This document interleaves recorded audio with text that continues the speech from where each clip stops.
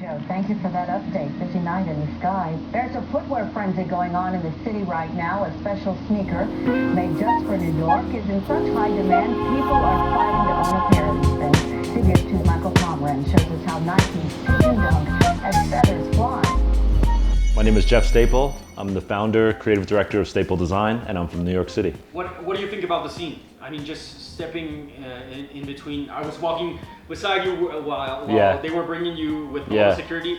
What do you think about the amount of people right here?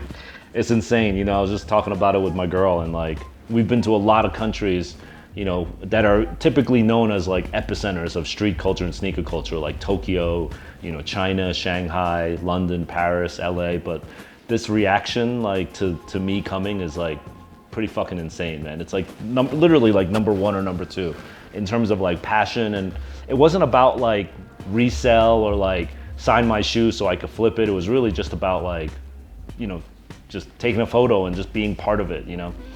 So that was really dope. I really felt the love right when I walked in. Right now, I personally think we're living in a renaissance of sneakers and streetwear. Mm-hmm. I mean, Bobby Hunt just put out a book. Mm-hmm.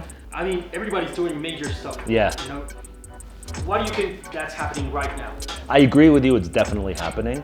There's a real high point in street culture right now. You know, you mentioned Bobby. You know, we could talk about like Virgil Abloh and everything that he's doing at LV, and like, you know, Jerry Lorenzo and what he's doing, and Ronnie Feig at Kith. Like, all of us are like kind of really moving in stratospheres that like the culture has never been able to hit before, and it's really dope.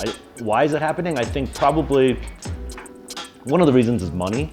You know, I think a lot of corporations, like corporate America or corporate global, whatever, you know, LVMHs of the world, Foot Locker of the world, like big companies, even card companies, you know, like everyone is like looking at street culture and saying, this is the next movement that's really gonna like push decision-making powers of young people forward, right? So they're investing a lot of money into it, which makes a lot of big things happen, you know? The question is now, all these big companies are invested in it, but how long are they gonna be invested in it for? Do they just see it as a trend that in 6 months or 18 months, they're gonna be like, yeah, that shit was cool, now we're gonna be on to like, whatever the next thing is, you know? I personally don't think it will, to be honest. Like, I think a lot of these companies are gonna stay invested.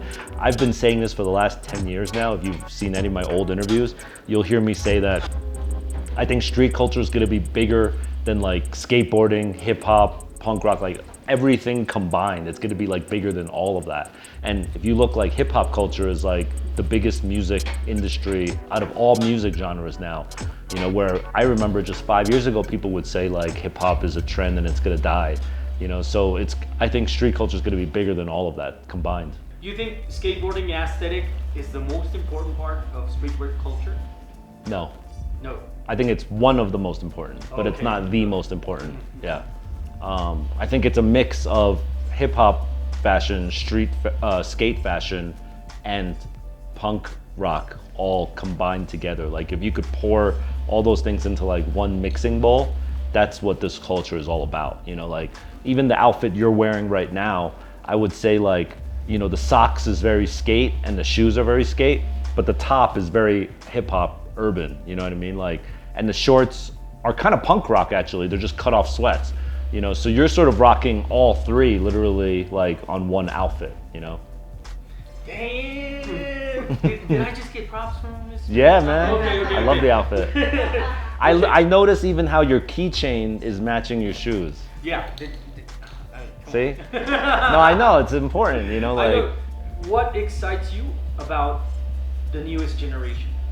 What excites me about the newest generation is that they think it's limitless. The possibilities are limitless, you know? And partially it's because of what people like us and Virgil and everybody is doing, but like a 11-year-old kid right now in Mexico City thinks that he can actually be like the head of Louis Vuitton one day, right? And he's not wrong.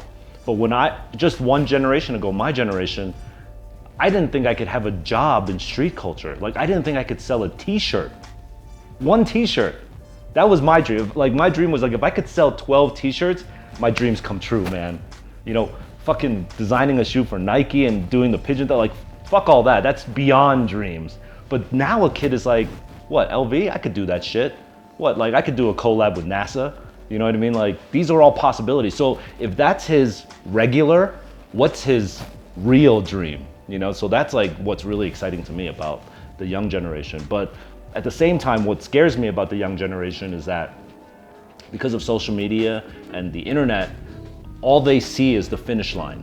You know, all they see is Virgil walking the runway with Kanye. And they're like, I could do that. And they can do that, but social media doesn't show Virgil crying because he's failed 100 times, you know? So I'm afraid that young people, when they hit failure, they won't be able to process it and they might give up, you know? But I'm hoping that, you know, they read enough of Bobby's books and read enough of my interviews and stuff and like listen to my podcast and stuff enough to hear like, oh shit, it's not just about like buying a Lamborghini and like, you know, driving around, and it's like there's steps to this process, you know? So that's what I'm hoping that they understand. What's next, Mr. Stable? To be honest, I think one of the reasons why I've been able to sustain so long in this industry, you know, my brand is 22, like next year to be 23 years old, my brand, which is older than probably like most people in this room, you know?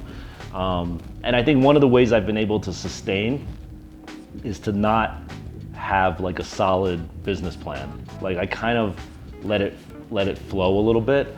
And obviously there's parts of my life that are very regimented and like organized, but I always let like a good 30 to 50% of my life just be like random and unscripted, you know? Which is why like when I hear someone like Bobby making a book, I'm really proud, because to me the thought of like starting to write a book is like a real investment in time. Like he worked on it for like a year or two of just crafting this thing, and that's not really my style. I'm much more like flowing with it. So I don't know what's next for me, but I will say that I'm fairly confident that 23 years from now, you'll still be hearing from me.